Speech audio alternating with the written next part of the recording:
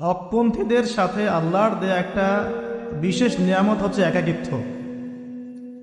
হকপন্থীদের লাইফে আল্লাহ পাকের পক্ষ থেকে একটা বিশেষ অনুগ্রহ হচ্ছে একাকিত্ব।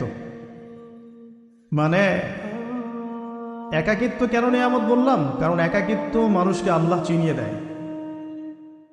অনেক আলেম দেখবেন যারা জেল টেল কেটে বের হয়েছেন, তারা সবাই একটা কথা বলবেন, জেলখানায় আমরা আল্লাহকে চিনেছি। সব আলেমরা এই কথা বলে যারা ওখান থেকে বের হয়ে আসে। কারণ একাকিত্ব মানুষকে গভীরভাবে ভাবায়, আল্লাহকে পাওয়ায়, আল্লাহর কাছে দোয়া করতে শেখায়, মানুষকে বোঝায় যে আল্লাহ ছাড়া কেউ নাই সাহায্য করে। তো যারা হকপন্থী হয়, একাকিত্ব তাদের বরণ করতেই হয়। এটা মাথায় রেখে পথ চলতে হবে। ইব্রাহিম আলাইহিস সালাম পথ চলা শুরু করলেন। এবার কি হলো? তিনি কি বাসা থেকে বের হয়ে সেই এলাকা, ওই নমরুদের দেশ ছেড়ে চলে গিয়েছিলেন? উত্তর না। প্রথমে তিনি চলে যান নাই। প্রথমে তিনি ওই সমাজেই থেকেছেন, থেকে দাওয়াত দেওয়ার চেষ্টা করেছেন। তিনি ওই সমাজেই থেকেছেন, থেকে দাওয়াত দেওয়ার চেষ্টা করছেন। ঠিক মুহাম্মদ সাল্লাল্লাহু আলাইহি ওয়াসাল্লাম সমাজের মানুষ যখন নির্যাতন নিপীড়ন করছেন, তিনি কি শুরুতেই সমাজ ছেড়ে বের হয়ে চলে গেছেন? না, 13 বছর দাওয়াত দিয়েছেন। কত বছর? 13 বছর। তো ইব্রাহিম আলাইহিস সালাম সমাজের মানুষকে দাওয়াত দেন। কিভাবে দেন? কোরআনে এভাবে ভাষা আসছে। আমি সূরাগুলোর নাম বলে দিই, আপনারা একটু চেক করে নিয়েন। সূরা আম্বিয়ার মধ্যে আসছে, সূরা সফফাতের মধ্যে আসছে, সূরা আনআমের মধ্যে আসছে।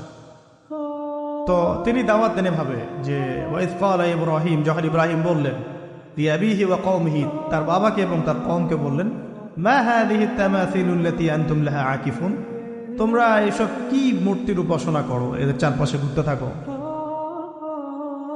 কি সব করো?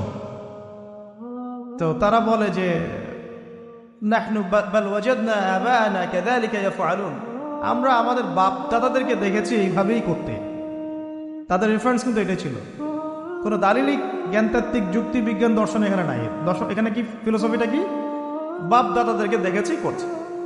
তো এটা দিয়ে আবার অনেক সময় বাংলাদেশে আবার একটা ট্রেন্ড চালু করা হয়েছে যে তোমরা দীর্ঘদিন 1200 বছর থেকে যে ইসলামটা ফলো করে আসছো ওটা ভুয়া, আমরা যে নতুন মডারেশন দিচ্ছি এটাই সঠিক।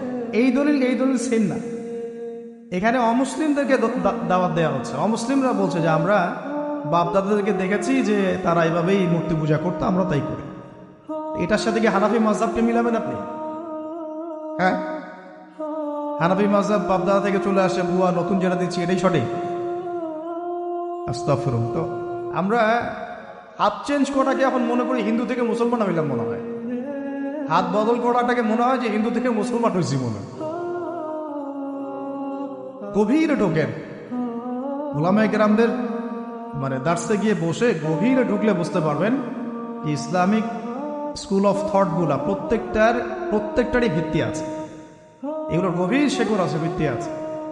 আল্লাহ, রাসূল এবং রাসূলের সাহাবীগণ, এই তিনটাকেই মানতে হবে।